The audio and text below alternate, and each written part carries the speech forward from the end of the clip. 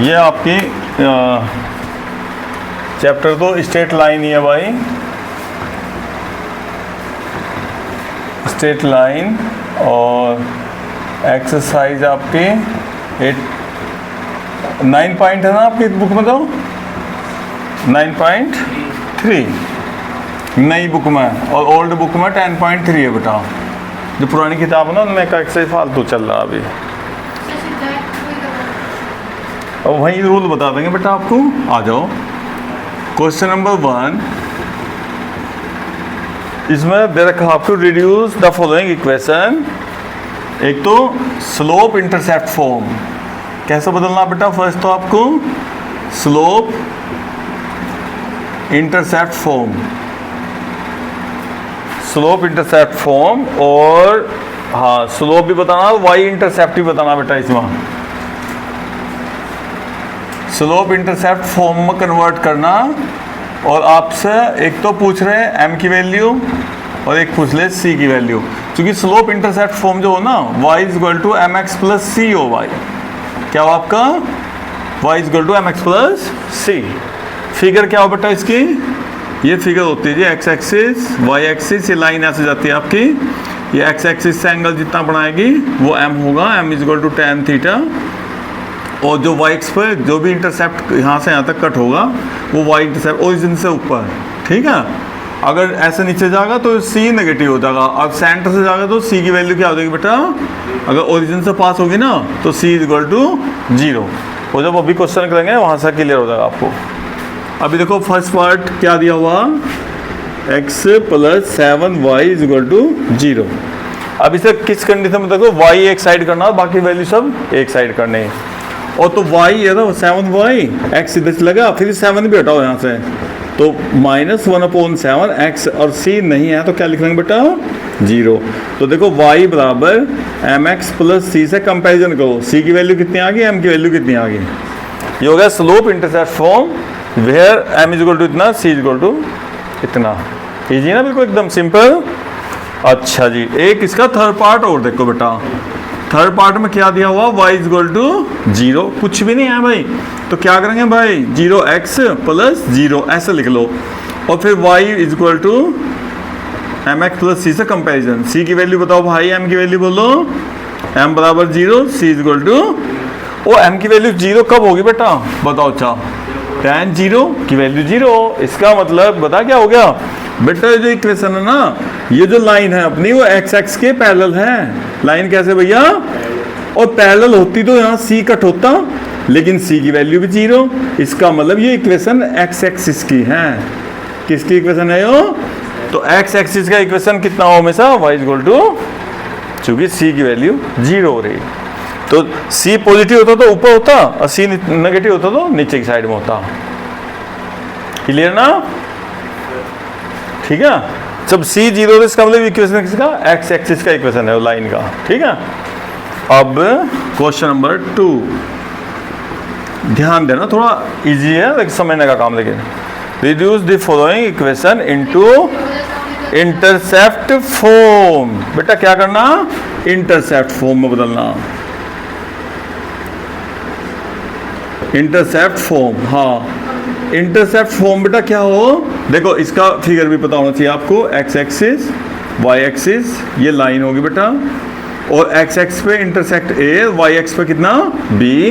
तो इक्वेशन क्या होती है लाइन का बेटा, intercept form x upon a plus y upon b is equal to y. Clear, ठीक है भाई। अब देखो ध्यान से, इस फॉर्म में बदलना, ए बी की वैल्यू बतानी है। ए बी पॉजिटिव नेगेटिव कुछ भी हो सकता है, लेकिन यहाँ हमेशा पॉजिटिव रहेगा, एक्स वाई दोनों पॉजिटिव रहेंगे। क्लियर, एक्स वाई कभी नेगेटिव नहीं करना है। अब इसमें हम देखो बेटा एक एक एक लेंगे, एक तो फर्स्ट एक थर्ड, एक तो फर्स्ट पार्ट लेंगे एक थर्ड पार्ट लेंगे। फर्स्ट पार्ट देखिए बेटा कहाँ तक है,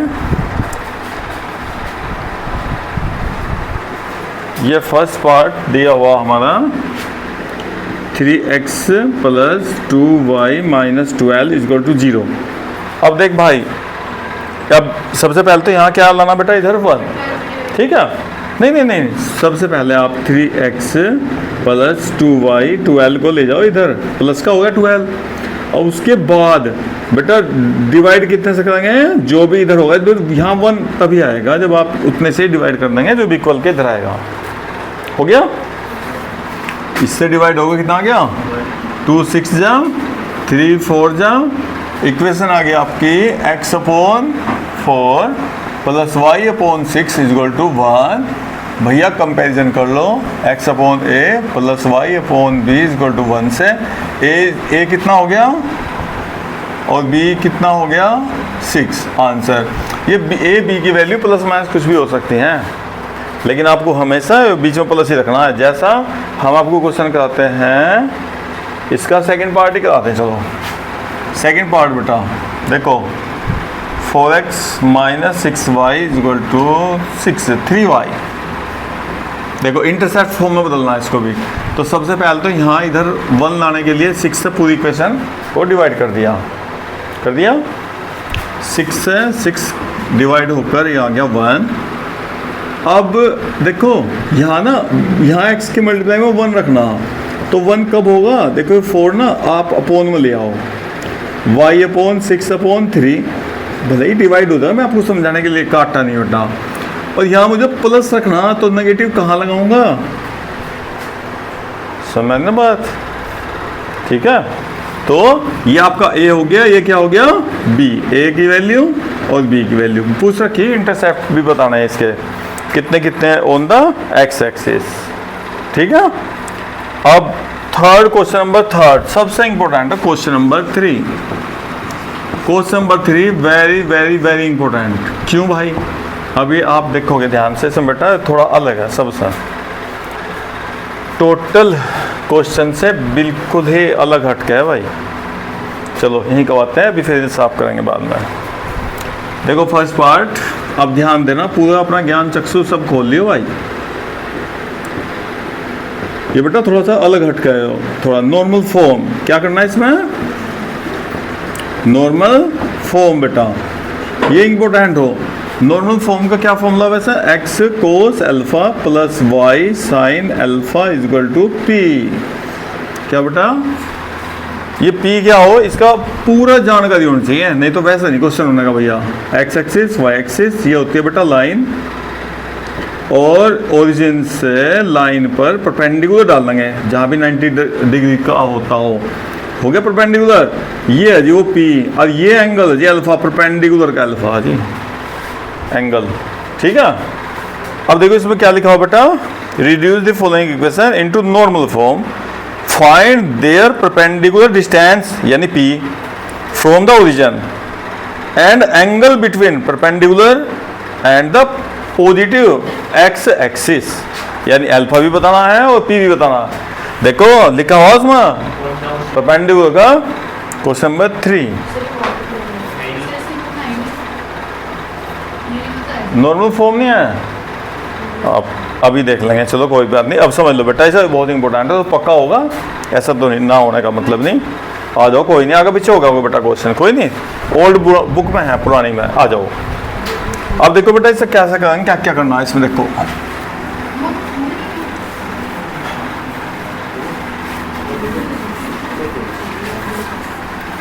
नॉर्मल फॉर्म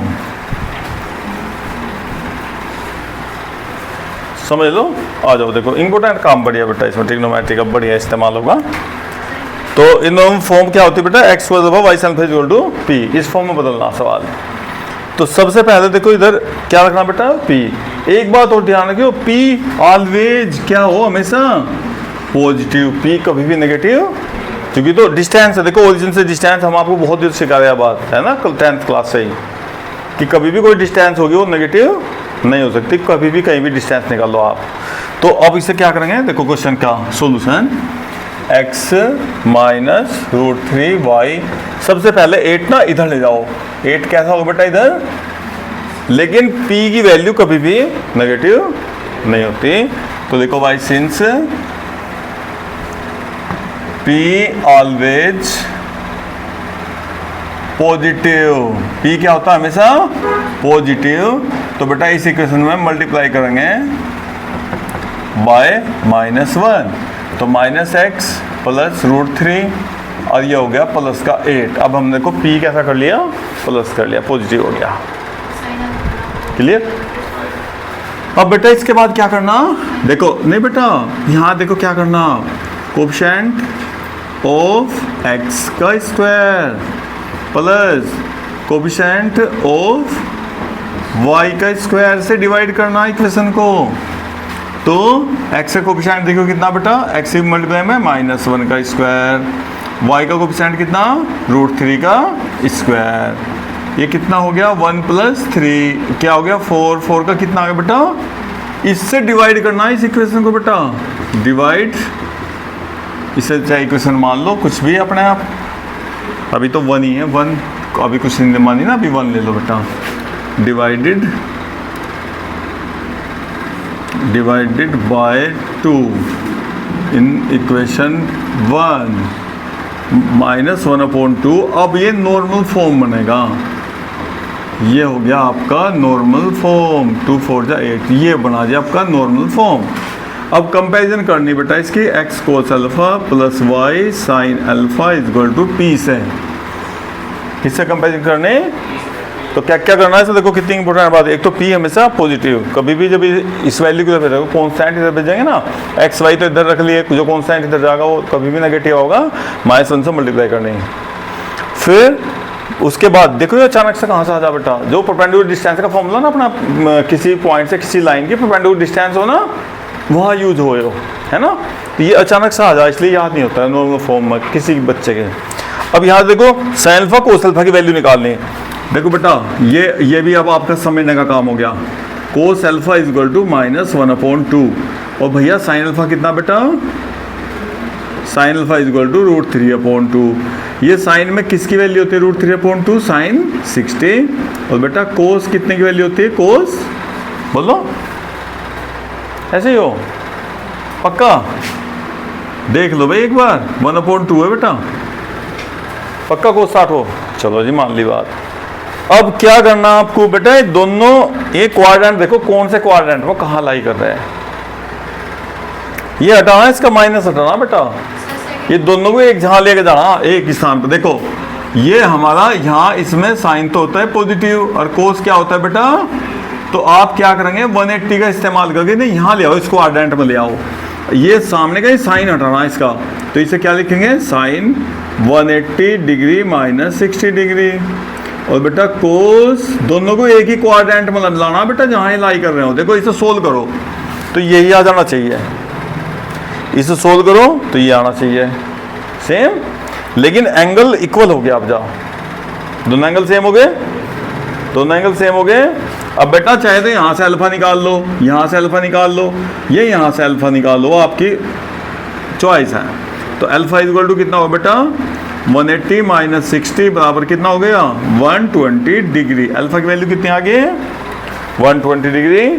तो नॉर्मल फॉर्म क्या होगा बेटा, देखो नॉर्मल फॉर्म ना, ये जो आपका अल्फा था ना, यहाँ अल्फा और ये पी, इनकी वैल्यू रख देंगे बस यहाँ। तो नॉर्मल फॉर्म हो गया equation x cos 120 degree, y sin 120 degree, और p की वैल्यू कितनी आ गई बेटा 4। ये आपका आंसर हो गया। अगर आप इसे सोल्व करोगे ना तो बेटा यही आ जाएगा आंसर, यहाँ लिखा हुआ सही ना। अगर सोल्व करोगे ना सर, देखो 120 इसकी वैल्यू कितनी थी बेटा, देखो देखो यहाँ से यहाँ जाएंगे फिर यहाँ जाएंगे 1/2, ये √3/2। देखो आप यहाँ रख कर देख लो, रख कर दिखाऊँ, देखो ये आ जाएगा आंसर। x बता भाई 120 की वैल्यू बेटा देख 120, फिर यहाँ आगे और फिर यहाँ कितनी इसकी वैल्यू -1/2। y sin 120 की वैल्यू कितनी बेटा देखिए इधर से, यहाँ √3/2 = 4। 2 से मल्टीप्लाई कर दो, 2 से मल्टीप्लाई करके कितना होता है बेटा इधर, फिर से इधर ले आओ तो क्या क्या होगा देखियो -x + y √3 - 8 = 0। माइनस से मल्टीप्लाई कर दो, ये तो हो जाएंगे प्लस के, और ये y कैसा हो जाएगा देखिए, ये क्या जो याद रखा क्वेश्चन।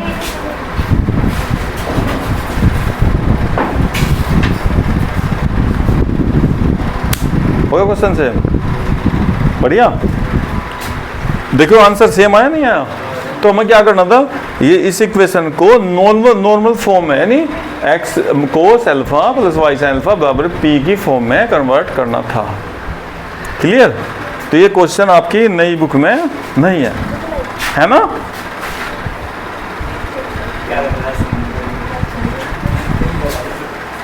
तो ये बेटा तो नई बुक का क्वेश्चन नंबर 3, ठीक है बेटा। नई बुक में देखिए क्वेश्चन नंबर 3 क्या रखा, वो बन बेटा बात नहीं। 12x + 6 = 5y - 2। क्या करना बेटा, इसकी परपेंडिकुलर डिस्टेंस देखो, ये लाइन है आपकी, ये एक पॉइंट है, ये लाइन नॉर्मल बेटा होना चाहिए जनरल फॉर्म में। एक तो ध्यान रखना इक्वेशन जब परपेंडिकुलर डिस्टेंस निकालें कभी भी, तो ये जनरल इक्वेशन होनी चाहिए आपकी, जनरल इक्वेशन, ठीक है, लाइन की जनरल इक्वेशन होनी चाहिए। और फिर हम इस पर परपेंडिकुलर डालेंगे, ये परपेंडिकुलर डिस्टेंस आपको निकालना है, पॉइंट कितना है x1 y1, ठीक है। तो इक्वेशन क्या होनी चाहिए, जनरल फॉर्म में। जीरो, यहाँ जीरो तो नहीं है ना, तो जीरो करो पहले इससे। तो 12x + 72 बेटा इसे मल्टीप्लाई कर इधर लाओ, 5y + 10 = तो 12x - 5y + 82 = इक्वेशन नंबर 1। अब परपेंडिकुलर डिस्टेंस फ्रॉम कितना पॉइंट रखा देखिए बेटा, -1 1, ठीक है। तो ये हो गया आपका x1, ये हो गया y1। क्या फॉर्मूला बेटा परपेंडिकुलर डिस्टेंस का, ये ना, ये वैल्यू यहाँ रखना बेटा, x की वैल्यू है 12 - 1, 5 y की वैल्यू रखो 1 + 82 / कोफिशिएंट ऑफ x का स्क्वायर, ये जो भी x का कोफिशिएंट होगा ना बेटा, प्लस कोफिशिएंट ऑफ y का स्क्वायर, x के y के कोफिशिएंट का स्क्वायर हो नीचे, क्लियर। अब इसके बाद क्या होगा, नीचे आ जाएगा 144 + 25। बेटा ये देखियो कितना होगा, माइनस के 12 -5 + 72 नहीं 82, तो ये कितना हो गया भाई 17। तो 82 में से माइनस के 17 और अपॉन में आ गया 13, बेटा कितना आगा बेटा 5, फिर 7 6 और 13 से 5 बार कट गया, तो +5। पी की वैल्यू कभी नेगेटिव नहीं आएगी, हमेशा पॉजिटिव आएगी। डिस्टेंस जहाँ भी निकालोगे आप किसी पॉइंट से किसी लाइन की, ठीक है, परपेंडिकुलर डिस्टेंस। अब question number 4, question number 4 new book का, ठीक है बेटा। क्या दिया और देखना, find the point on the x axis. आ जाओ भाई, ये इंपॉर्टेंट क्वेश्चन है बेटा, पूरा बढ़िया, बहुत ही अच्छे क्वेश्चन। देखो find the point on the x axis. देखो x एक्सिस क्या रखा, सुनो बेटा, ये ओरिजिन हो गया। अब x एक्सिस ना इधर भी हो, अरे x एक्सिस पूरा x एक्सिस है। अगर पॉइंट आपने इधर मान लिया तो इधर तो x1 0 होगा, अब इधर पॉइंट हो तो बेटा क्या होगा -x1 0 होगा भाई। अब आपको कंफर्म ध्यान रखिए, जब भी आप पॉइंट निकालोगे तो वहाँ 2 पॉइंट आए ना, तो दोनों लेना पड़ेंगे आपको, प्लस हो या माइनस हो, क्लियर। अब देखो दो पॉइंट कैसे आएंगे। अब क्या कहा, whose distance from the line, कितना बेटा देखिए, देखो जो लाइन का इक्वेशन रखा ना, वो देखो लाइन का इक्वेशन कैसा दिया हुआ बेटा, लाइन का, इसका लाइन का इक्वेशन रखा x/3 + y/4 = 1। तो हमें यहाँ से पता लग गया कि भाई ये x के ये इंटरसेप्ट कितना बेटा 3 और ये इंटरसेप्ट कितना 4, जो y के अपॉन में लिख रहा, इसलिए हमने ऐसी फिगर बना ली इसकी, देखते हैं यहाँ से। और देखो क्या दिया हुआ बेटा, R4 unit, find the point on the x axis. x axis में निकालना बेटा, x एक्सिस में यहाँ पॉइंट निकालना जिसकी इस लाइन से परपेंडिकुलर डिस्टेंस, देखो परपेंडिकुलर डालना बेटा, जहाँ भी, वैसे तो डिस्टेंस निकाल नहीं सकते ना आप, ऐसा परपेंडिकुलर डाल देंगे भाई। देखो ऐसा 90 डिग्री एंगल, जहाँ भी 90 डिग्री एंगल बन रहा होगा वहीं बढ़ाओगे, ज़बरदस्ती का कोई मतलब नहीं है भैया। देखो ऐसा, ये परपेंडिकुलर डिस्टेंस ये दे रखिए आपको, ये 4 दिया हुआ बेटा, पी की वैल्यू कितनी रहेगी वहाँ 4 यूनिट। अब ये पॉइंट बताना भाई, अब ये प्लस हो माइनस हो वो बताएगा क्वेश्चन सोल्व करने के बाद, ठीक है, ठीक है। देखो आपको क्या रखा, फाइंड द पॉइंट, हाँ पॉइंट बताना बेटा x एक्सिस पर, और लाइन दे दी, डिस्टेंस भी दे रखी, p की वैल्यू दिया हुआ, सही है। अब देखो इंपॉर्टेंट बात क्या हुई भाई, अगर देखो यहाँ हमने वैसे तो रूट निकाला था, रूट की वैल्यू आपने हाई स्कूल में पढ़ा के प्लस बी और माइनस दोनों होती है ना, लेकिन अभी पी क्या हो भाई, डिस्टेंस, और डिस्टेंस माइनस के नहीं हो सकती, तो हमने क्या लिया प्लस, माइनस तो नहीं यूज करा कहीं। लेकिन इस क्वेश्चन में आपको क्या करना पड़ा बेटा, हाँ ये जो डिस्टेंस होगी ना ये प्लस माइनस दोनों यूज करनी पड़ेंगे आपको, क्योंकि इस बार मुझे क्या करना, पॉइंट निकालना। वैसे तो पी हमेशा पॉजिटिव ही होगा, जैसा हमने स्लोप वाला करा था ना, इंटरसेक्शन एंगल दे रखा था, M1 M2 की वैल्यू रखनी थी, वहाँ M1 M2 निकालना था, कहता ना क्वेश्चन पहला, वहाँ हमने क्या करता, उसकी वैल्यू का मोड हटाकर दोनों प्लस माइनस लिया। सेम कंडीशन वही यहाँ करनी पड़ेगी आपको, क्योंकि ये डिस्टेंस दिया हुआ, अब हमें तो पता नहीं कि अब तक इसने माइनस वो हटा दिया हो भाई, क्योंकि डिस्टेंस नेगेटिव होता नहीं, अब माइनस हटा दिया। तो आपको इस क्वेश्चन में क्या करना, पी की वैल्यू प्लस माइनस दोनों साइन लेके चलना है, ठीक है। अब परपेंडिकुलर डिस्टेंस के लिए इक्वेशन कैसी होनी चाहिए, ऐसे जनरल फॉर्म में होनी चाहिए, लेकिन आपकी इक्वेशन कैसे भाई, इंटरसेप्ट फॉर्म में।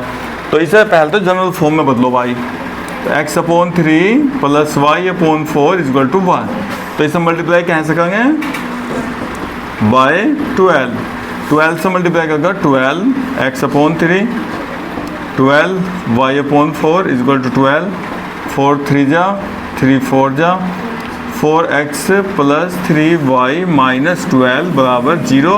ये आ गया आपकी जनरल इक्वेशन, आगे जनरल इक्वेशन। अब इसकी परपेंडिकुलर डिस्टेंस कितनी बेटा, p। अब आ जाओ फॉर्मूला p का, p इज इक्वल टू, तो क्या लेंगे p की वैल्यू बेटा, प्लस माइनस दोनों साइन, ठीक है।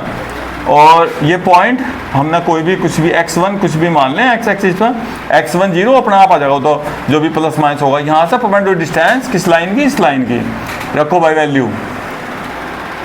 x तो हो गया x1 प्लस y1 हो गया भैया 0 माइनस 12, अब रूट के अंदर कोफिशिएंट इसका इसका 3 स्क्वायर, वो sorry 4 square plus 3 square, 4x1 minus 12 upon ये कितना आ जाएगा बेटा नीचे 5 आ जाएगा, 5 आ जाएगा ना। अब इसके अपॉन 1 क्रॉस मल्टीप्लाई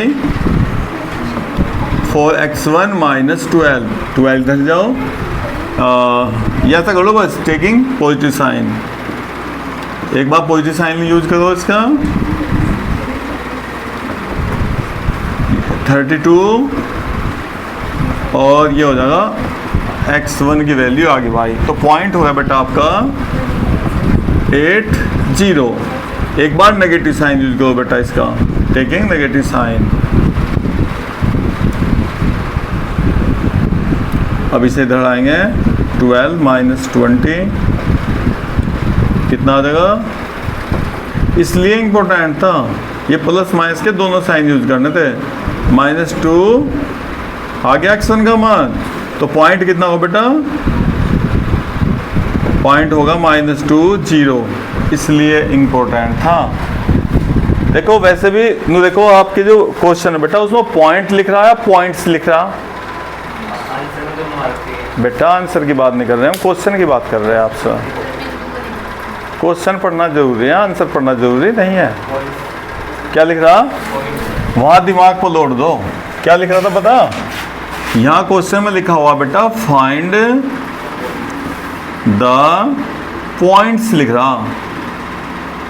यह बात हम आपको बहुत दिनों समझा रहे हैं, पॉइंट्स का मतलब एक पॉइंट नहीं आना, कई सारे आने हैं। जब आप लिखा देखोगे ना सब पॉइंट्स, अपने आप ही दिमाग को अपने एक्टिवेट कर देगा, माइंड को अपने, कि भैया यहाँ पे एक सिंगल साइन नहीं लेना, प्लस माइनस दोनों साइन यूज करना है। देखो पॉइंट्स थे ना, थोक में वैल्यू निकालनी, एक नहीं निकालनी, 2 3 4 जितने भी हो सकते हो। लेकिन हमारा तो एक्स एक्सिस या तो पॉजिटिव डायरेक्शन या नेगेटिव डायरेक्शन, दो ही वैल्यू हो सकती भाई, दोनों ले लिया हमने। क्लियर।